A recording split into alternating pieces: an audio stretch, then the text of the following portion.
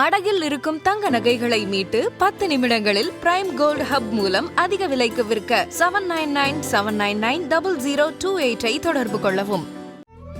தமிழர்களின் number 1 choice Tamil matrimony. பெரும்பேறு Kandigai ஒரு தலம் பேர்லயே பெரும் பேரு கிடைக்குதுன்னா அது இந்த ஊர். இன்னொன்னு சொன்னா 5000 வருஷம் அது. அகத்தியர், அருணகிரிநாதர் அங்க வந்திருக்காரா? வந்து திருப்புகழ் பாடியிருக்க. இந்த கோயில மட்டும் வலது பக்கம் தெய்வ யானை, இடது பக்கம் வள்ளி. இது எங்கேயுமே கிடையாது. ஏன் இப்படி? மிகவும் பெருமை பொருந்திய இது மாதிரி கோயில்களுக்கு கொஞ்சம் அமைதியா போகும் பாருங்களேன். அங்க பெரிய கூட்டங்கள் இருக்காது. சாதாரண நாட்கள்ல போனீங்கன்னா அப்படி மலை மேல ஏறி போய் முருகனை இப்படி வழிபாடு பண்ணும் பொழுது ஒரு திருச்செந்தூர் சத்ரு சம்ஹார மூர்த்தி. இங்க முருகன் சத்ரு சம்ஹார யந்திர மூர்த்தியாக இருக்கின்றார். 108 வேல் பூஜைக்கு அவ்வளவு சக்தி இருக்கா? இப்ப நீங்க பெரும்பேர் கண்டிகைக்கு போனீங்கன்னு வைங்களேன், போன உடனே ஒரு பெரிய வேல் தான் நம்மள வருது. வேல் இருந்தால் போதும், அதுதான் ஞான சக்தி. தெற்கே யமனுடைய திசைன்னு அடியன் முன்னாடி சொல்லிருக்கார். இந்த இடத்துல முருகன் தெற்கு நோக்கி இருக்கார். ஏன்? யமன் ஒரு பகைவன். தெற்குல முருகன் இருக்கிறதுனால எல்லாத்தையும் அவர் பார்த்துப்பார். ஆதன் ஆன்மீகம் நேயர்களுக்கு வணக்கம். முருகனை பற்றி நம்ம தொடர்ந்து நிறைய விஷயங்கள் பார்த்துட்டு இருக்கோம். அந்த வகையில் இன்னைக்கு நம்மளோட யார் இணைஞ்சிருக்காங்க அப்படின்னு பார்த்தீங்கன்னா கற்பகலட்சுமி மேம் இணைஞ்சிருக்காங்க. வணக்கம் மேம். வணக்கம். நல்லா இருக்கீங்களா? நல்லா இருக்கேன்ப்பா. Okay ma'am. மேம், நம்ம நிறைய முருகர் கோயில்கள் பற்றி பேசிகிட்டு இருக்கோம். திருப்பரங்குன்றத்தில் ஆரம்பித்து பழமுதிர் சோலை வரைக்கும், திருத்தணி, திருச்செந்தூர், பழனி எல்லாம் பேசிகிட்டு இருக்கோம். இது இல்லாமல் மருதமலை, இன்னும் பெயர் முருகன் கோவில்கள் நிறைய பேசிகிட்டு இருக்கோம். ஆனால் சமீபத்தில் நான் போயிட்டு வந்த கோவில், எதர்ச்சியாக பேசும்போது நீங்களும் சொன்னீங்க அந்த கோவிலில் அவ்வளோ அற்புதங்கள் இருக்கே அப்படின்னு சொல்லிட்டு எங்கள் நேயர்களுக்கும் தெரியணும் அப்படின்றதுக்காக இப்போ நம்ம அந்த கோவிலை பற்றி பேச போகிறோம். பெரும்பேறு கண்டிகை. முருகன் அருள் இருந்தால் ஒரு நாள் நம்ம போகலாம் நேயர்களுக்கு. அது முருகனுடைய சித்தம். பெரும் பேரு கண்டிகை. ஒரு ஊர் பேரு, ஒரு தலம் பேர்லயே பெரும் பேரு கிடைக்குதுன்னா அது இந்த ஊர். அடியன் இந்த கோயிலை பற்றி அடிக்கடி கேட்க ஆரம்பித்தேன். அப்படி கேட்கும் பொழுது பார்த்தா பழமையான தலம். ஒரு பழமையான தலம் அப்படின்னா மக்களுக்கு வந்து ஒரு ஆத்தென்டிக்காக சொல்லுங்க மேடம் அப்படின்னு கேட்குறாங்க. 1000 வருஷம் அந்த மாதிரி. இன்னொன்று சொன்னால் 5000 வருஷம். அது 5000 வருஷம். இன்னும் ஏதாவது ஒரு ஸ்ட்ராங்காக சொல்லுங்களேன் அப்படின்னா 2 பெரிய இரண்டுன்னு கூட சொல்லக்கூடாது, ஒரு 5-6 பெரிய முருகன் அடியார்கள் வந்து வழிபாடு செஞ்ச தலம். அகத்தியர், அருணகிரிநாதர் அங்க வந்திருக்காரா? வந்து திருப்புகழ் பாடியிருக்க. திருப்புகழ் இருக்கா? ஓ. பாம்பன் சுவாமிகள் 36 நாள் அங்க தங்கியிருக்க. 6 பாடல்கள் முகத்துக்கு ஒண்ணுன்னு பாடியிருக்க. வண்ணச்சரபம் தண்டபாணி சுவாமிகள்னு இன்னொருத்தர் இருக்கார் அடியார். மக்கள் ரொம்ப ஆர்வமா முருகனை பத்தி தெரிஞ்சுக்க அருணகிரிநாதர், பாம்பன் சுவாமிகளோட மட்டும் இருக்கக்கூடாது, நிறைய அடியார்களை பத்தி நம்ம எல்லாம் தெரிஞ்சுக்கணும். அதுதான் அடியனுடைய விண்ணப்பம். அதுல வண்ணச்சரபம் தண்டபாணி சுவாமிகள், 18 புலவர்கள்னு ஒரு கூட்டமே இருந்தாங்க, அவர்கள், இப்படி பல பெரிய அருளாளர்கள் வந்து வழிபாடு செய்த பழமையான தலம் தான் பெரும் பேர் கண்டிகை. மேம், பெரும்பேறு கண்டிகை கோவில்ல வந்து ஒரு சின்ன குன்று இருக்கும். குன்று மேல முருகன் இருப்பார். எல்லா கோவில்லையும் குன்று மேல முருகன் இருப்பார். அதையும் தாண்டி இங்க இன்னும் ஒரு ஸ்பெஷல் என்ன, நான் கேள்விப்பட்ட ஸ்பெஷல் என்ன அப்படின்னு பார்த்தீங்கன்னா, திருச்செந்தூருக்கும் இந்த கோயிலுக்கும் ஏதோ ஒரு கனெக்ஷன் இருக்கு அப்படின்னு சொல்றாங்க. இதை பத்தி நான் சொல்றதை விட நீங்க சொன்னா இன்னும் நல்லா இருக்கும்னு நினைக்கிறேன்.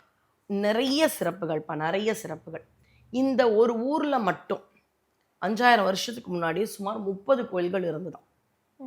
இப்ப மக்கள் ஒரு தலத்துக்கு போறோம் அப்படின்னும் பொழுது அந்த தலத்துக்கு போய் சுவாமியை பார்த்தாலே ஆனந்தம். ஆனா அந்த தலத்தினுடைய அற்புதங்களையும் சிறப்புகளையும் தெரிஞ்சுண்டு போய் பாருங்களேன், இந்த உணர்வே வேற மாதிரி இருக்கும். இது நான் உணர்ந்தது, அதனால உங்களுக்கும் புரியும். இப்ப நான் உங்ககிட்ட தான் பேசுறேன், ஆனா இவங்களை பார்த்து பேசுறேன்னா நிறைய முருக பக்தர்கள் எனக்கு இப்படி ஆமோதிக்கிற மாதிரியான ஒரு உணர்வு தான் இங்க எங்களுக்கு பேசும்பொழுது. ஒரு முருக பக்தர்களோட கனெக்ட் பண்றது அப்படின்னு பார்த்தீங்கன்னா இந்த மாதிரி தலங்கள். சரி, இந்த தலங்கள் பற்றிய சிறப்பு. அடிவாரத்துல இப்போவுமே எல்லையம்மன்ற ஒரு காவல், பக்கத்துல சிவபெருமானுடைய கோயில் ஒன்று உண்டு, தான் தோன்றி ஈஸ்வரர், அகத்தியர் வழிபட்ட கோவில். இப்ப அகத்தியர் வந்து பார்வதி கல்யாணத்தை பார்க்கல, பூமியை சரிசமமாக்கணும்னு வராரு. அதனால சிவபெருமான் கல்யாணம் பார்க்கலேன்னு கவலைப்படாது, அப்பப்ப எப்பெல்லாம் உனக்கு தோணுதோ அந்தந்த இடத்துலலாம் திருமண கோலம் தரேன். அது மாதிரி பல இடங்கள்ல இந்த பூமியில அகத்தியருக்கு சிவபெருமான் கல்யாண கோலம். இந்த இடத்துல மட்டும் இங்க பக்கத்திலே பாத்தீங்கன்னா அச்சிறுப்பாக்கம்னு ஒரு ஊர். ஆமா. அங்க பாத்தீங்கன்னா ஆட்சி புரீஸ்வரர். இந்த இடத்துல பாத்தீங்கன்னா சம்பந்தர் பாடல் பெற்ற தலம். அதே மாதிரி தேவர்களுடைய தேர் அச்சு முறிஞ்சு விநாயகர் அச்சு முறித்த கோவில் அது. அது வந்து ரொம்ப அழகா அருணகிரியார் பாடியிருப்பார். முப்புறம் ஏறி செய்த அச்சிவன் உரை ரதம் அச்சது பொடி செய்த அதிதீரா. அந்த அளவு அச்ச உடைச்சு திருப்பியும் அந்த தேரை உட வச்சார். அதனால்தான் காரியத்தில் தடை இருந்தால் அச்சிறுபாக்கம் வந்து பிள்ளையார பார்த்துருங்க. பார்த்துட்டு அங்கே இருந்து ஒரு 5-6 கிலோமீட்டர், சரியா ஒரு 10 நிமிஷம் ஆகும். அவ்வளவுதான். பெரும் பேர் கண்டிகை. கண்டிகைனா என்ன தெரியுமா? சோழர்கள் காலத்துல போருக்கான பயிற்சி இடம். அதனால கண்டிகை. ஏன் சோழர்கள் இந்த இடத்த வந்து அவங்களுடைய கேம்ப் அந்த பிராக்டிஸ்க்கெல்லாம் எடுத்துட்டாங்கன்னா, இதுக்கு முன்னாடியே முருகன் இந்த வேலையை பண்ணிட்டார். அதுதான் இந்த சிறப்பு. சிக்கலில் வேல் வாங்கி செந்தூரில் சம்ஹார். சிக்கல்ல முருகன் வேல் வாங்கி இந்த தலத்துல வந்து அந்த வேலுக்கு, இப்ப எனக்கு ஒரு மொபைல் இருக்கு, ரொம்ப ப்ராக்டிக்கலா நம்ம பேசலாம். அது புது மொபைல், ஆனா இங்க இருந்து ஒரு 3 நாள் எங்கேயோ தள்ளி நான் போனேன், நடுவில் எனக்கு எங்கேயா சார்ஜ் போடணும். அப்படி சக்தி வேலுக்கான ஒரு சார்ஜா பெரும்பேர் கண்டிகைக்கு வந்து முருகன் மறுபடியும் அந்த சக்தி வேலுக்கு பூஜை பண்றார். இதுதான் சிவ அன்பர்கள் முருக அன்பர்கள் தினம் தினம் பூஜை பண்ணுவாங்கங்க. இப்போ ஒரு விஷயம் தீட்சை எடுத்துட்டாங்கன்னா, இப்ப ட்ரெயின்ல பிரயாணம் பண்ணும் பொழுது கூட சின்னதா ஒரு பெட்டியில சுவாமியை வச்சு வில்வத்தை எவ்வளோ தடவை வேணாலும் போட்டதுலேயே அர்ச்சனை பண்ணலாம். உலர்ந்த திராட்சை இதெல்லாம் வச்சு பூஜை பண்ணுவாங்க. சில பேர் உத்ராட்சத்திலேயே இப்படி எடுப்பாங்க முருகன், இல்லை சிவபெருமான் லிங்கம் இதெல்லாம் வச்சிருப்பாங்க. அப்படி முருகன் சிக்கலில் இருந்து கிளம்பி அந்த வேலுக்கு இடைப்பட்ட இடமாக பெரும்பேர் கண்டிகை தொண்டை நாடு, சென்னையிலேருந்து ஒரு 70-80 கிலோமீட்டர் இருக்கும். நான் சொல்றது ஒரு தோராயமா 100 கிலோமீட்டர் அவ்வளவுதான். சரியா 99 மேம். 99. அங்க ஏதோ ஒரு உணவகம் கூட இருக்கும்னு நினைக்கிறேன். அந்த இடத்துக்கு வந்து முருகப்பெருமான் ஒரு வேலாயுதத்திற்கு பூஜை. ஏன் அது சக்தி வேல்னு சொல்றோம்? புராணப்படி சிவபெருமான் எடுத்து சக்தி கிட்ட தராராம், சக்தி எடுத்து முருகன் கிட்ட தராராம். கொடுக்கிற சிவபெருமான் கொஞ்சம் அப்படியே கட் ஆயிட்டார், சக்தி சக்தின்றோம். அது சிவசக்தி வேல். அப்ப அந்த வேலுக்கான பூஜை பண்ணணும், அது ஃபுல் சார்ஜ்ல இருக்கணும் இல்லையா? அப்ப அங்க அதுக்கு ஒரு பூஜை பண்ணி அதுக்கப்புறம் திருச்செந்தூர் போறாரு. திருச்செந்தூர்ல இன்னைக்கு தான் சம்ஹாரம். அந்த நாள் கந்தபுராணத்துல வீரமகேந்திரபுரத்துல சம்ஹாரம். அப்ப திருச்செந்தூர் போய் அங்கேயும் அந்த வேலுக்கு பூஜை பண்ணி அதுக்கப்புறம் சம்ஹாரம். அதே மாதிரி முருகனுடைய சூரசம்ஹாரம் முடிஞ்ச உடனே முருகன் தன்னுடைய நவ வீரர்கள்னு சொல்லக்கூடிய வீரபாகுத்தேவர், வீரகேசரி, இது மாதிரி ஒரு 9 வீரர்கள் அவங்களோட இங்க வந்து சத்ரு சம்ஹார எந்திரத்தோட வேலுக்கு மறுபடியும் பூஜை செய்து நிறைவு செய்த இடம். இங்க பாத்தீங்கன்னா சத்ரு சம்ஹார மூர்த்தின்னு பேரு திருச்செந்தூர் முருகனுக்கு. இன்னைக்கும் சத்ரு சம்ஹார யாகங்கள் அங்க நடக்கும். இங்க சத்ரு சம்ஹார எந்திர வடிவத்துல முருகன் இருக்கார். எந்திரங்களுக்கான பவர் அப்படின்றது எப்பவுமே இருந்துட்டே இருக்கும். இது சயின்டிஃபிக்காவும் உண்மைதான். முருகர் இருப்பாரு, நீங்க சொன்னீங்க இல்லையா, ரொம்ப அழகான எப்படி இருப்பாரு? அமர்ந்த கோலத்துல இருப்பார். 6 முகங்கள், 12 கரங்கள், வள்ளி தெய்வ யானை, முன்னாடி சத்ரு சம்ஹார யந்திரம். இன்னைக்கும் அந்த யந்திரத்திற்கான பூஜைகள் யாகங்கள் இந்த கோயில்ல நடக்குது. இன்னொரு விஷயம் நீங்க பார்த்தீங்களா அப்படின்னு இன்னொன்று கேட்கணும்னு எனக்கு ஆசை. பொதுவா முருகனுக்கு வள்ளி தெய்வ யானை, மக்கள் எல்லாருக்குமே ஒரு க்ளூவோட சொல்லிடுறேன். வலது பக்கம் வள்ளி, ஞாபகம் வச்சுக்கோங்க, வலது பக்கம் வள்ளி, இடது பக்கம் அப்ப தெய்வ யானை இருக்கணும். இடது பக்கம் இருக்கிற தெய்வ யானை தான் உண்மையான சக்தி. அப்ப வலது பக்கம் இருக்கும் வள்ளி யார்னா நாம தான். ஜீவாத்மாக்கள் எப்பவுமே முருகனோட இருக்காங்க. இதுதான் எப்பவுமே முருகனுடைய அமைப்பு. இந்த கோயில்ல மட்டும் வலது பக்கம் தெய்வ யானை, இடது பக்கம் வள்ளி, இது எங்கேயுமே கிடையாது. ஏன் இப்படி அப்படின்னு பாத்தீங்கன்னா, அந்த திருச்செந்தூர்ல சம்ஹாரம் முடிஞ்சு மனைவியோட வர்றதுனால இந்த இடத்துல வலது பக்கத்திலேயே அவ இருக்கலாம். அதை உணர்த்துவதற்காக இப்படி மாறி இருக்கும். பொதுவா முருகனுக்கு வாகனம் மயில். சில இடங்கள்ல என்ன இருக்கும்னா, முதல்ல ஆட்டுக்கடா வாகனமா இருந்துதான். எதுமா? யானை இருக்கும். யானை எதனாலனா இந்திரன் கொடுக்கிற சீர், யானை வாகனம் இருக்கும். திருத்தணியில யானை இருக்கும், சில கோயில்கள்ல யானை. இன்னும் பாத்தீங்கன்னா சில உற்சவங்கள் இருக்கும் இல்லையா, திருவிழா காலங்கள்ல முருகன் ஆட்டுக்கடா மேல ஏறி வருவார். ஆட்டு மேல, ஆட்டுக்கடாவின் மேல். ஏன் அப்படின்னு பாத்தீங்கன்னா 2 விஷயம். கந்த புராணத்துல தேவ சேனாபதினு அந்த ஒரு பட்டம் கிடைக்கும் பொழுது யாக குண்டத்திலிருந்து வந்த ஒரு ஆடு பெரிய அசுரத்தன்மையோட வரும் பொழுது நாரதர் அதை இழுத்து வர வச்சு முருகன் அதை அடக்கி விட்டார். அதனால ஆடுதான் முதல் வாகனம். அதனால உற்சவ காலங்கள்ல இருக்கும். இன்னொன்னு அந்த ஆட்டுக்கடான்றது நம்ம அறியாமையை உணர்த்தும். அது மேல முருகன் நின்னுட்டா ஞானம் வந்துடும், அது ஒரு குறியீடு. இந்த இடத்துல பாத்தீங்கன்னா அன்னப்பறவை வாகனம். அன்னப்பறவை அது என்னப்பா? சேவல் சரி, மயில் சரி. அருணகிரியார் கிளி வடிவமா மாறி போனார். கிளி கூட தொடர்புப்பா. மிச்சம் மீதி இருக்கிற எல்லா பறவைக்கும் முருகனோட தொடர்பு அப்படின்னு பாத்தீங்கன்னா அன்னப்பறவை. யார் இந்த அன்னப்பறவை? அண்ணாமலையார் தத்துவம் பாருங்க. சுவாமி பெரிய ஜோதி பழம்பா நிக்கிறார். பிரம்மன் அன்ன வடிவம் எடுத்து போறார். அப்ப அந்த அன்னப்பறவை யார் தெரியுமா? பிரம்மா. குட்டுப்பட்டார் முருகன் கிட்ட பிரம்மா. ஆமா, பிரணவம்ன்ற பொருளுக்காக. அந்த குட்டுப்பட்ட பிரம்மன் தன்னுடைய தவறை உணர்ந்து ஞானத்தை குருவாக முருகனிடம் தினம் தினம் பூஜித்து வாங்கி கொண்டிருப்பதால இந்த கோயில்ல அன்ன வடிவத்துல பிரம்மா தினமும் பூஜை பண்றாரு. அதனால இந்த கோயில்ல முருகனுக்கு அன்னம் தான் வாங்கணும். முருகனுக்கு நேரா அம்பாள் சன்னதி கிடையாது, அதுக்கு பதிலா வேல் இருக்கும். வேல் தாங்க அம்பாள். ஸோ பொதுவாகவே பார்த்தீங்கன்னா அம்பாள் அம்மன் சன்னதி இருக்கும், ஆனால் இங்கே வேல் தான் அம்பாளாவே இருக்காங்க. இப்படிப்பட்ட இந்த இடத்துல அறுப்படை வீடுன்னு சொல்றோம் இல்லையா, திருப்பரங்குன்றம், திருச்சீரலைவாய், திரு ஆவினன்குடி, திரு ஏரகம், குன்றுதோர் ஆடல் 6வது பழமுதிர்ச்சோலை. அது என்ன 5வது திருத்தணின்றோம். ஆனா பொதுவா முருகாற்றுப்படையில நக்கீரர் சொல்றது என்னன்னா குன்றுதோர் ஆடல். மலையில எங்கெல்லாம் முருகன் இருக்கானோ அதுவும் ஒரு படை வீடுப்பா அப்படின்றார். அப்படி பார்த்தா இது கூட ஒரு படை வீடாக கொண்டாடலாம். இன்னொன்னு அழகான விஷயம், பாம்பன் சுவாமிகள் இந்த இடத்துல வந்து தங்கி இருக்கார்ப்பா.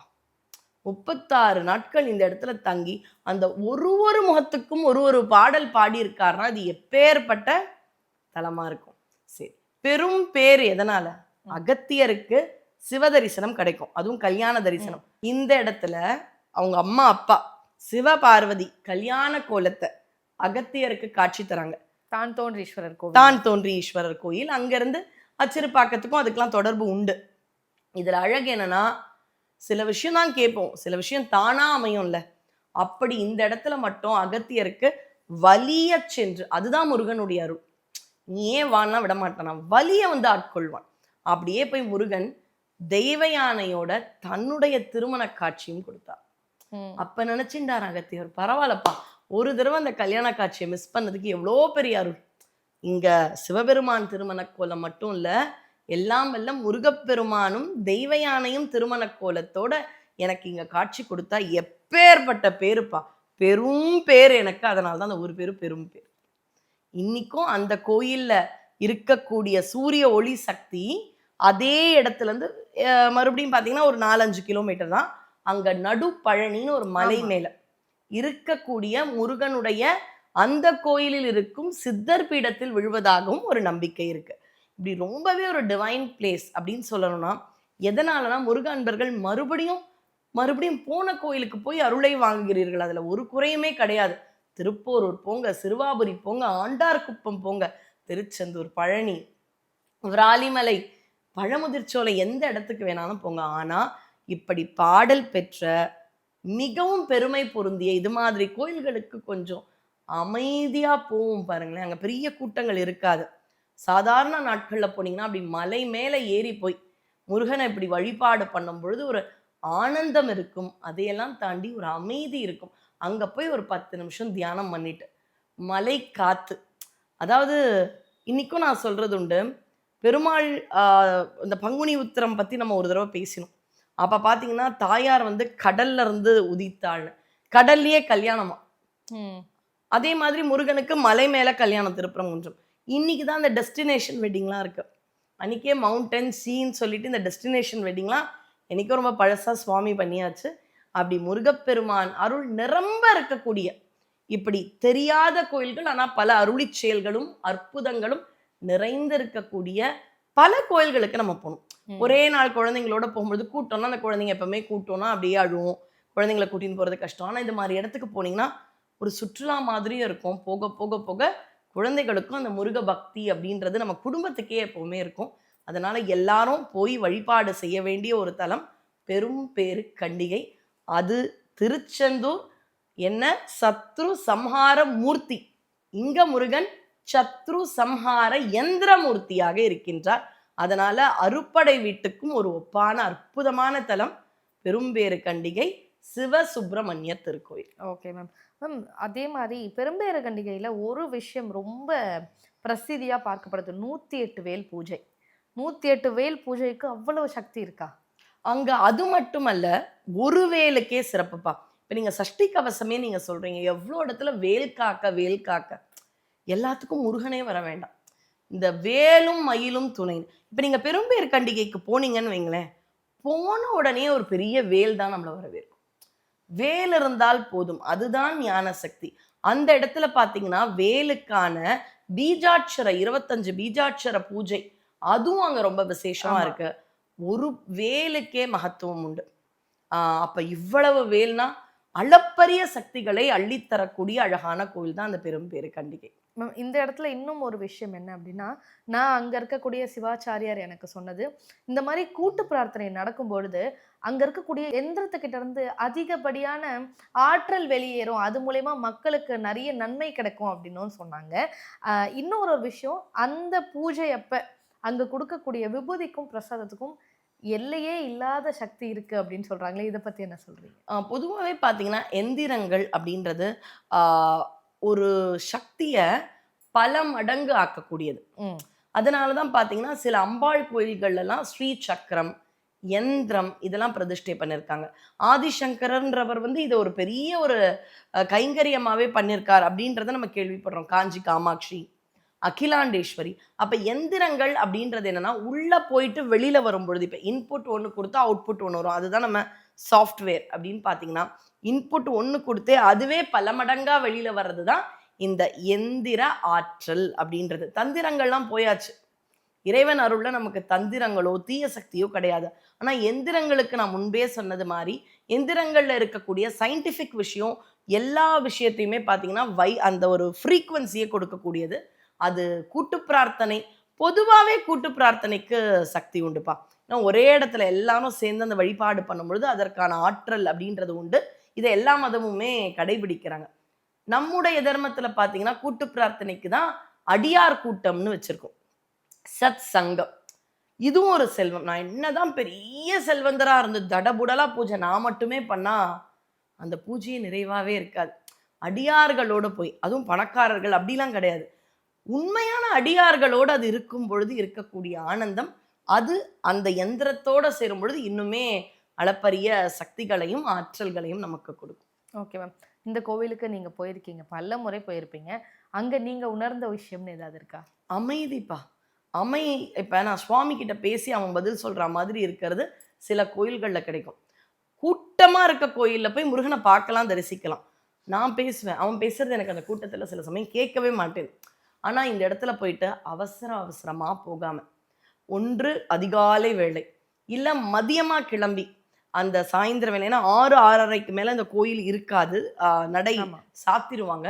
அதை ஒரு 4-4:30 மணிக்கு அங்க போய் உட்கார்ந்தோம்னா ஒரு 1 மணி நேரம் அந்த மலை பிரகாரத்துல இருக்கும் பொழுது குன்றே முருகனா இருக்கணும். இங்க ஒரு பிரம்மாண்ட வேல் இருக்கும், உள்ள போனா முருகன் அழகா இருப்பார், அன்னம் பூஜை பண்ணும், சக்தி வேல், யந்திர வழிபாடு, அதுவும் சத்ரு சம்ஹார யந்திர வழிபாடுன்னு இருக்கும் பொழுது யாருக்காவது இப்ப அடிக்கடி பார்க்குற ஒரு விஷயம் என்னன்னா மரண பயம். குட்டியா வந்தா கூட இது இந்த பிரச்சனையா இருக்கும், நிறைய விஷயங்களை கேட்கிறோம். இல்ல குடும்பத்துல யாருக்காவது ஏதாவது கஷ்டங்கள் வரும் பொழுது நமக்கு சின்னதா ஏதாவது ஒரு ஏதோ ஒரு உபாதைகள் வரும் பொழுது கூட அதுக்கான ஒரு பயம் எங்கன்னா ரொம்ப தீவிரமா யோசிக்க வைக்குது. இந்த பயம் இருக்கக்கூடாது. மரணம் ஒரு தடவை தான் வரப்போகுது, ஆனா அதை நினைச்சு பயப்படுறது ஒவ்வொரு நாளும் ரொம்ப பயமா இருக்கும். இந்த மரண பயம் போக்கக்கூடிய முருகனாக. அப்ப நீங்க இது கேட்கும் பொழுது ஞாபகம் வருது, இங்க தெற்கு நோக்கி முருகன் இருக்கு. பொதுவா தெற்கு நோக்கி அம்பாள் இருப்பா, தட்சிணாமூர்த்தி தான் இருப்ப. தெற்கே யமனுடைய திசைன்னு அடியன் முன்னாடி சொல்லியிருக்க. நடராஜர் சிதம்பரத்துல தெற்கு நோக்கி தான் இருக்க. இந்த இடத்துல முருகன் தெற்கு நோக்கி இருக்காரு. ஏன்? யமன் ஒரு பகைவன், மற்ற பகைவர்கள் எந்த பக்கத்துல இருந்து பகை வந்தாலும் தெற்குல முருகன் இருக்கிறதுனால எல்லாத்தையும் அவர் பார்த்துப்பார் அப்படின்ற மாதிரியான ஒரு கோலத்துல பெரும் பேரு கண்டிகையில தெற்கு நோக்கிய முருகப்பெருமான் வள்ளி தேவயானையோட இருக்கார். நம்ம நிறைய மக்களுக்கு தெரிஞ்ச கோவில்கள் பத்தி பேசியிருக்கோம். முதல் முறையா மக்களுக்கு தெரியாத ஆனா இவ்வளோ அருளாற்றல் படைத்த ஒரு கோவில் பத்தி இன்னைக்கு நம்ம பேசுறது வந்து எனக்கு ரொம்ப சந்தோஷமா இருக்கு. ஏன்னா மக்களுக்கு ஏதோ ஒரு புதிய விஷயத்த கொடுக்குறோம் அப்படின்றதுனால தொடர்ந்து இந்த மாதிரி நிறைய விஷயங்கள் மக்களுக்கு தெரியாத அடியார்கள், மக்களுக்கு தெரியாத கோவில்கள் பத்தி பேசணும். நீங்க எங்க ஆதன்ல இணைஞ்சிருக்கணும்னு கேட்டுக்கிறேன். ரொம்ப நன்றி மேம். நீங்க போகும்பொழுதும் அந்த ஆனந்தம் இருந்தது, நான் போகும்பொழுதும் பர்சனலா அந்த முருக சக்தி அங்க பார்த்தோம். இதே ஆனந்தம், யாம் பெற்ற இன்பம் பெருக இவ்வையகம்ன்றது முருக அன்பர்களுக்கு அதை கொடுத்தே ஆகணும் அப்படின்ற ஆசை சில பேர் போயிருப்பாங்க. பலரும் பெரும் பேரு கண்டிகைக்கு போய் முருகனுடைய அருள் ஆற்றலை வாங்க வேண்டும். ஆறிரு தடந்தோள் வாழ்க, அருமுகம் வாழ்க, வெற்பை கூறுசை தனிவேல் வாழ்க, குக்குடம் வாழ்க, செவ்வேள் ஏறிய மஞ்சை வாழ்க, ஆனைத்தன் அணங்கு வாழ்க, மாறிலா வள்ளி வாழ்க, வாழ்க சீரடியார் எல்லாம். வெற்றிவேல் முருகனுக்கு அரோகரா.